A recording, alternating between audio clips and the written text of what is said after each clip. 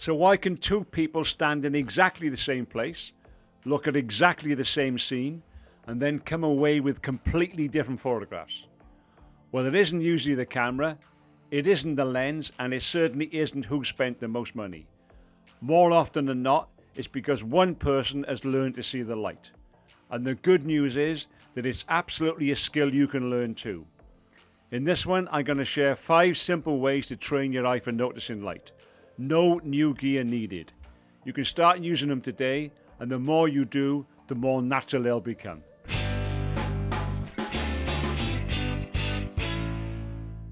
But before we get into it, if you enjoy learning photography in a simple, practical way, this will be of interest. If you'd like a safe space to continue your photography journey with like-minded people, then why not come and join us in our Photography Foundations community over on School. It's a really safe and friendly place to be. No ads, no algorithms, and no traditional social media nonsense. Just photographers from all around the world who are learning, practicing, sharing, and supporting each other. We have an active forum where members post their images, ask questions, and share ideas. There's a classroom with structured learning and feedback sessions, a members map so you can see who's near you, and regular challenges and discussions to keep your photography moving forward. So if that sounds like your sort of thing, the link is in the description, or you can use the QR code on the screen, and we'd love to see you there. Okay, let's get on with 5 ways to train your eye for light. The first habit I want to suggest is this. Stop looking at the subject first and instead start looking at the light. When most people arrive somewhere, they immediately start looking for something interesting to photograph. A nice building maybe, a flower, a boat, or whatever happens to catch their eye at the time. But more experienced photographers often do the opposite. They look for the best light first, and then they look for a subject to place in it. It's a small change in thinking, but it can make a massive difference. So the next time you get to a location, don't take your camera out straight away. Just pause for a while and take a look around. Where's the light coming from? Where does it look softest? Where does it look the most interesting? Make that your first question, and not what shall I photograph or how many shots can I take? Because when you find beautiful or interesting light, the photographs often come and find you, if that makes sense. So remember, light first, subject second. Then once you start looking for light, start looking at the shadows as well, because they work together. Shadows tell you just as much as the light does. Are they soft? Are they hard? Are they long? Are they short? Are they deep? Or are they barely visible? The shadows are telling you the story of the light. They tell you how strong it is, how directional it is, and what sort of mood your photograph is going to end up having. When I'm out walking with my camera, I'm constantly looking at shadows, and not just on people, but on buildings, trees, walls, or anything that can tell me what the light is doing. So if you start doing that, before long you'll be able to predict what your photograph will look like before you even lift the camera. Shadows are important because they tell the story of the light. Now here's something that often gets overlooked, where the light ends. Look at the edge of the light. Where does it finish and where does the shadow begin? Is that change nice and gradual, or does it change very quickly? It may take some practice because changes can be subtle, but it's well worth the effort. A soft transition usually or mostly means soft light. A sharp transition usually means hard or harsh light.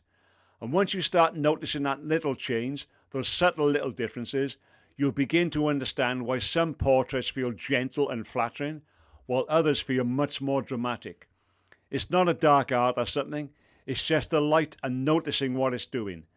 And it does only take a few seconds to notice it. So remember, the edge of the light reveals its character. So here's a great little exercise for you. Start looking for objects and things that bounce or reflect light. Windows, white walls, pavements, light-coloured buildings, even a parked van or a garage door. You'll be amazed how many things can act like a giant reflector. I've even seen wedding photographers use someone wearing a white shirt.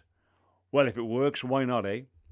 And sometimes the most beautiful light isn't coming straight from the sun. It's actually been bounced off something else first. And that's why you'll often see experienced photographers walking around the subject before they even take a picture. They're looking for the best light, not just the best background and the best composition. And once you start looking for reflected light, you'll start seeing it everywhere. And I'll bet you'll start seeing it straight away. So think of it like this. The best light is often the light you don't first notice, but it's definitely there. This is the habit that kind of ties everything together. When you arrive somewhere, don't immediately go for your camera. Pause for a while, take a good look around, and then ask yourself, where is the best light? It might be 10 meters away. It might be just around the corner. It might be coming through a window, or it might be bouncing off a wall or something.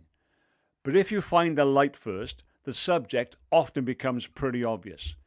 It's only a very small way in and change in thinking, but it makes a massive difference. You stop hunting for subjects so much, and instead you start hunting for beautiful or interesting light. That's what many good photographers do without even thinking about it. It's become second nature, or muscle memory if you like. So keep this in mind. Don't simply look for subjects. Hunt for the best light. So as a thank you for sticking with me, how about a very simple challenge? The next time you go out with your camera, don't take a photograph for the first 5 minutes. I know, it'll feel like forever. But just take a look around and take it all in. Watch how the light falls across people's faces. Watch how it changes on buildings. Keep an eye on how it moves through the trees. Watch how the shadows change as you walk along. Don't worry about camera settings or composition for now. Just slow down and observe. Because the moment you take the pressure off yourself to immediately start shooting, you kind of give yourself permission to start seeing, if that makes any sense. And you see a big difference in your photography as a result. So remember, the best way to train your eye is to slow it down. So let's quickly recap what we've covered. Follow the light, as in light first, subject second. Read the shadows, because they tell the story of the light. Watch the transition. Remember, the edge of the light reveals its character. Find the reflectors, because the best light is often the light you don't notice at first. Ask yourself, where's the light? And don't only think about subjects, actively hunt for the light. And finally, look before you shoot, as in slow down and observe. And the more you practice these habits, the faster they'll become second nature. So here's the thing.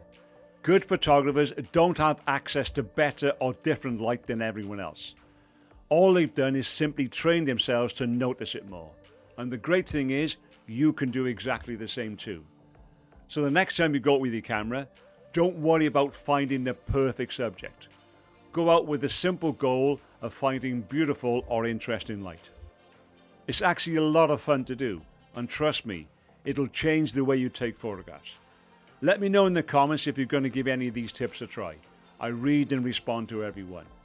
If you found this helpful, give it a like, subscribe if you haven't already, it really is appreciated. Don't forget to check out our Photography Foundations community, and if you're still here, I'm sure you'd love it. As always, thanks so much for watching, take care, and I'll see you in the next one.